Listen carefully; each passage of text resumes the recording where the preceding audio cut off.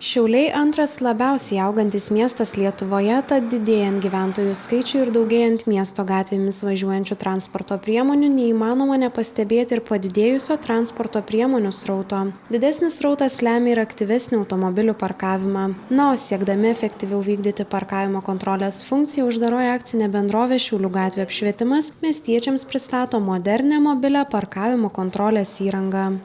Tikriausiai daugelis žiūrovų jau matė per žinias, per skaitę portaluose apie elektromobilių su mobiliomis kameromis įdiegimą, kurie fiksuoja, kas yra susimokėjęs, nesusimokėjęs, mokamas stovėjimo zonoje.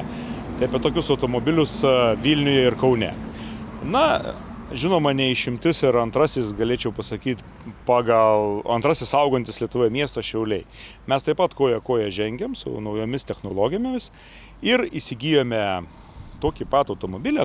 Galbūt šiek tiek vėliau, po keletas mėnesių, nes pastebėjome didžiųjų miestų pliusus, minusus, įsivertinome, kad nedarytų pačių klaidų. Be šito elektromobilio pati įranga, mobili įranga, fiksuojanti automobilius, ar jie mokamose stovėjimo zonose susimokėjo ar ne, įmonei kainavo 16 000 eurų. Tai, mūsų paskaičiavimais ta įranga turėtų atsipirkti per 4 mėnesius. Įmonės vadovas pabrėžė ir tai, kad šios naujovės Šiaulių mieste visapusis efektyvumas yra neabejotinas. Per 1 valandą jis gali patikrinti 1000 automobilių. Ar susimokėjo ar nesusimokėjo, kaip minėjau, gyventojai už stovėjimą. Tuo tarpu vienas kontrolierius per 8 darbo valandas gali patikrinti 500 transporto priemonių.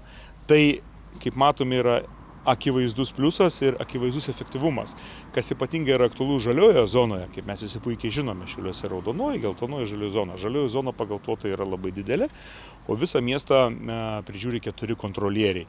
Tai tikrai mes susidurdome su efektyvumu, ypatingai žaliojoje zonoje, kad mums nekentėtų raudona ir geltona zona. Tai įsigijus šį automobilį, pradėjus jį jau naudoti, tai mums iš tikrųjų yra labai aktualu, ypatingai minėjau, žaliojoje zonoje. Tiesa, vairuotojams, kurie sąžiningai vykdo rinkliavos mokėjimus, baimintis nėra ko. Jų šie pokyčiai tikrai nepalies. Dar ką vieną noriu pažymėti, kad gyventojai tikrai nesibaimintų.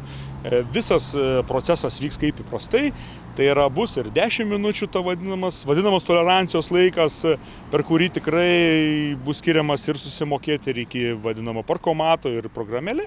Taip pat, kas yra labai aktualu ir neįgaliesiems, tai kontrolieriai tikrai šitą pasivertins ir galima nesibaiminti, už stovėjimą mokėti nereiks, taip pat aktualu ir elektromobiliams. Taip, kad tie, kurie tvarkingai laikosi ir susimoka, tai nepatirs tikrai jokių papildomų blogumų, sakykime, viskas bus tvarkoje, o tiesiog bus efektyviau kontroliuojama. Pasieksime, turbūt pagrindinį tos rinkliavos tikslą, kad kuo mažiau automobilių, taršių automobilių būtų miesto centre ir taip mes gerintume užtaršumo lygį. Visu pajėgumu šis automobilis startuos ir į miesto gatves išvažiuos gegužės 2 dieną.